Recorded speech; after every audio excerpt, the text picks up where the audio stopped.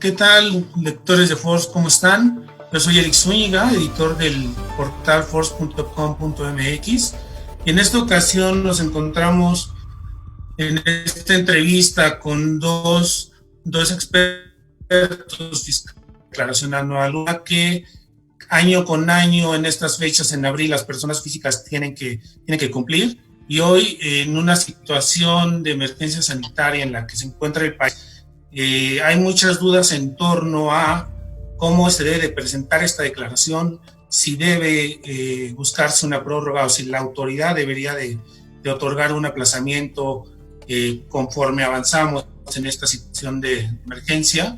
Y hay muchas dudas de los lectores sobre cómo llevarla a cabo, incluso siendo la primera vez que la van a presentar.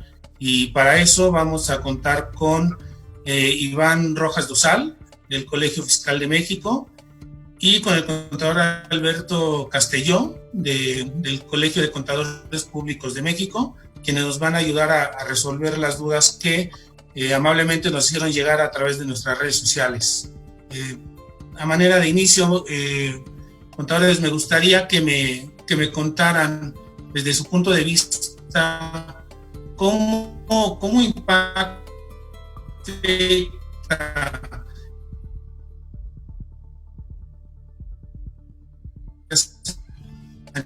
sanitaria para todos los trabajadores formales, presentar una aclaración fiscal en estos momentos. Contador Castelló, si gusta, podemos comenzar con usted. Con mucho gusto. Señor Rojas, en el mismo sentido, ¿cuáles son las implicaciones de esta situación sanitaria y cómo afectan a la presentación de la declaración anual? Bueno, como ya bien pudimos observar el día domingo, pues no hay ningún plan diferente para el cumplimiento de las obligaciones fiscales hasta este momento. El mes está empezando, tal vez a lo largo de estos días, por lo que acaba de comentar Alberto, encontremos una respuesta más sensata del SAT al decir que no se pueden tramitar contraseñas y las citas están en este momento en pausa por la propia contingencia sanitaria que vive el país. Hay que cumplir con la obligación, como lo están diciendo el propio SAT y el propio gobierno en general.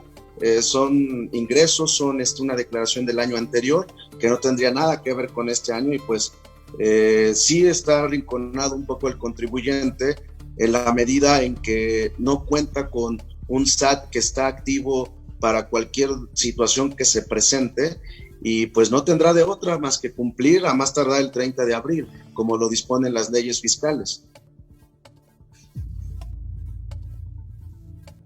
Siguiendo con usted en este caso, ¿cuáles son las sanciones que podría enfrentar la persona que no presente su declaración de impuestos?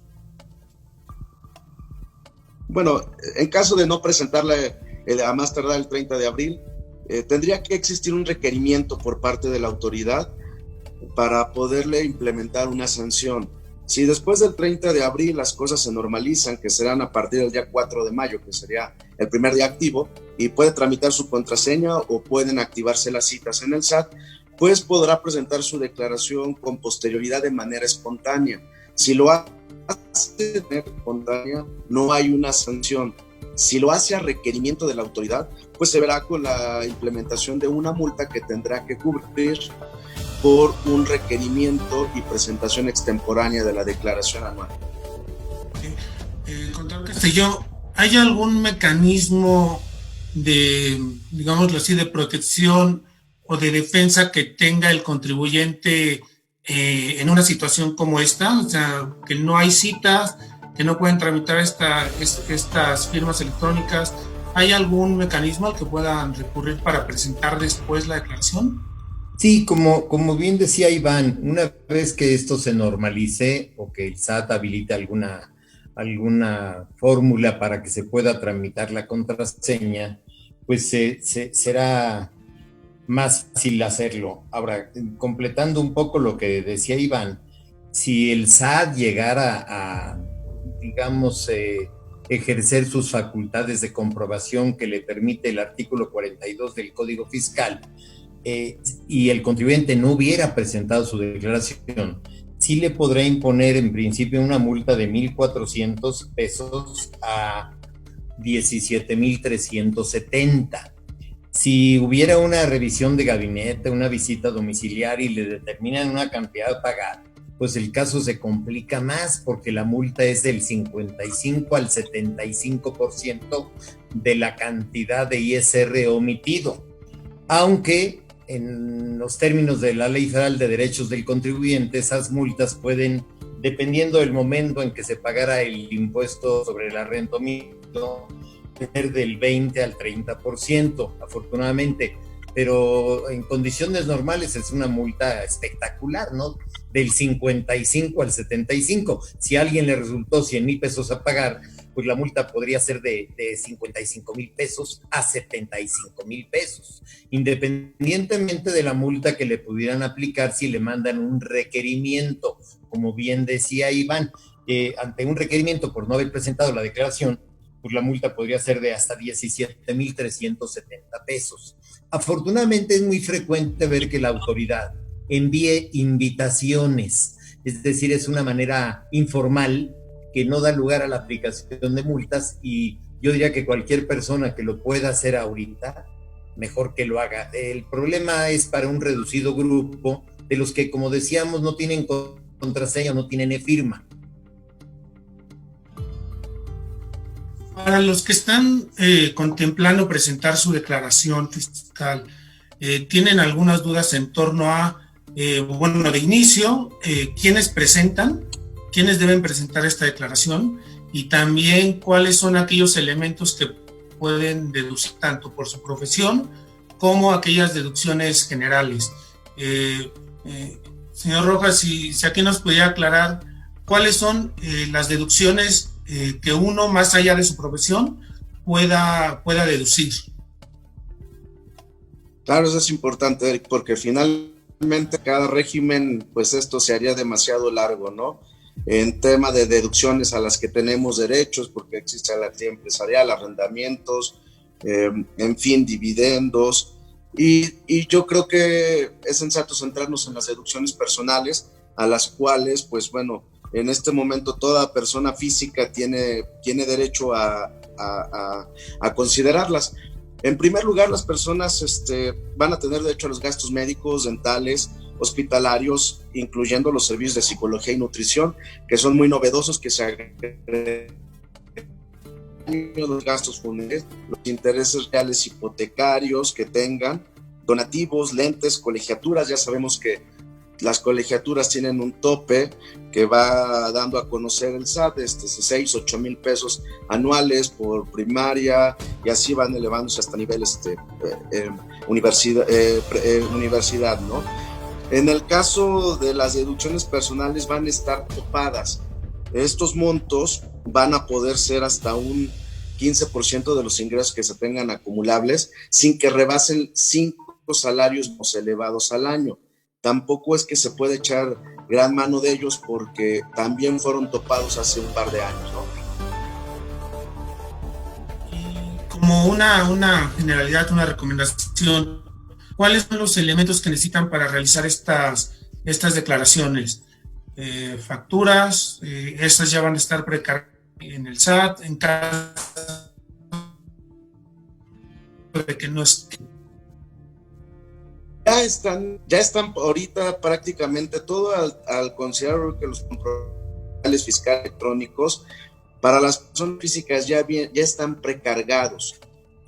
Ya vienen las que están consideradas como tal, y hay una sección donde no se consideran los comprobantes y se le da la oportunidad al contribuyente de agregarlos. Aquí en esta parte ya no tiene que tenerlos impresos como en antaño, tiene que tener un conocimiento por si hay alguno que está faltando en toda esta cuestión de la declaración precargada. Va a entrar normal al portal del SAT, personas físicas, declaraciones anuales, y ahí con su RFC y su contraseña, como veía ahorita, su declaración precargada. Perfecto.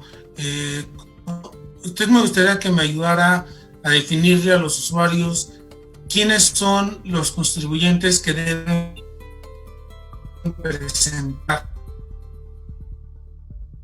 Todos aquellos contribuyentes que tengan ingresos acumulables durante el ejercicio, durante 2019, están obligados a presentar declaración. El universo más grande de contribuyentes asalariados, y en este caso, pues los supuestos son 6, digamos. El primero de ellos es que cuando además de salarios obtengan otros ingresos que, como mencioné, son de empresarial, por actividad profesional, por otorgar el uso goce temporal de bienes inmuebles, por haber enajenado un bien de su patrimonio personal, adquirido un donativo, por ejemplo, por haber obtenido su interés, por haber obtenienido dividendos. Y hay un capítulo en la ley del ISR que son los demás ingresos. Por ejemplo, una física, un dinero y le un ingreso para la persona física que debiera acumular. Otro caso sería cuando el trabajador le hubiera comunicado por escrito que él va a hacer su propia declaración anual. Un tercer supuesto es cuando haya dejado de prestar servicios antes del 31 de diciembre. Otro es cuando haya trabajado con 2 patrones simultáneamente. Otro supuesto es cuando obtenga ingresos de una fuente de riqueza del extranjero, es decir, una persona física en México, su patrón está en Argentina, le manda su salario por transferencia y esa persona, ese patrón argentino no está obligado a retenerle, entonces la persona física, el trabajador, tiene que hacer su propio pago cada mes y además hacer su declaración anual. Y luego además cuando ha tenido ingresos que rebasen 400,000 pesos. Pero afortunadamente hay una regla en la miscelánea, la 31712, que permite que la persona física pueda no presentarla cuando tenga más de 400,000 sin que se considere que incumplió, siempre y cuando en la declaración no le salga cantidad a pagar. Esta es una novedad porque en los 2-3 años anteriores se había dado esta ventaja, pero no decía que si le salía a cargo tenía que presentarla. Ahora ya, si tiene alguien 600,000 pesos y al hacer su declaración le sale a pagar, a fuerza tendrá que presentarla. Si le sale a favor, podrá optar por no presentarla, caso en el cual, pues si ya la hizo, lo ideal sería que mejor la enviara al SAT. Pero cualquier persona, por ejemplo, ahorita que no tuviera contraseña o e-firma y tuviera más de 400,000 pesos, pues podría no presentarla y no le va a pasar nada si sus ingresos solo provinieron de un patrón. Entonces, con esta regla se salva a varios contribuyentes. Ahora, también sería bueno mencionar que el contribuyente al que le resultara una cantidad a pagar podría optar por otra regla de la miscelánea que le permite hacerlo en hasta 6 parcialidades.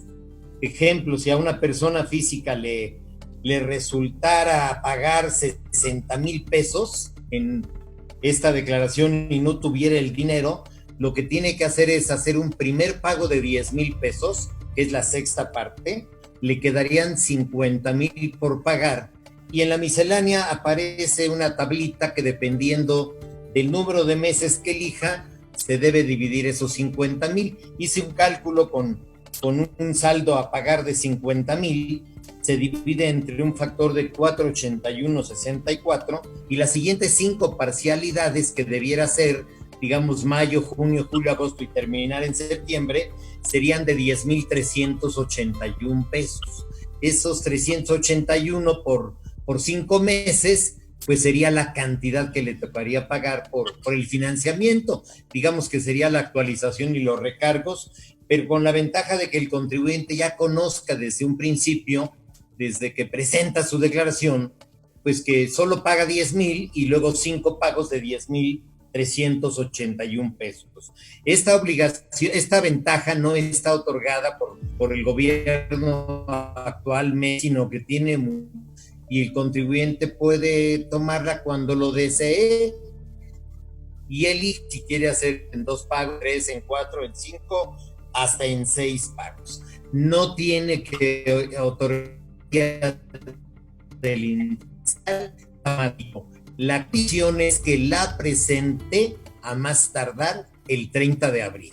Si un contribuyente la presenta el 1 de mayo o después, ya no podrá tener derecho a pagar en las hasta 6 parcialidades. Perfecto, muchas gracias. Ahora me gustaría que resolviéramos algunas dudas particulares que nos hicieron los lectores de ICOS. Por ejemplo, ¿qué se puede hacer?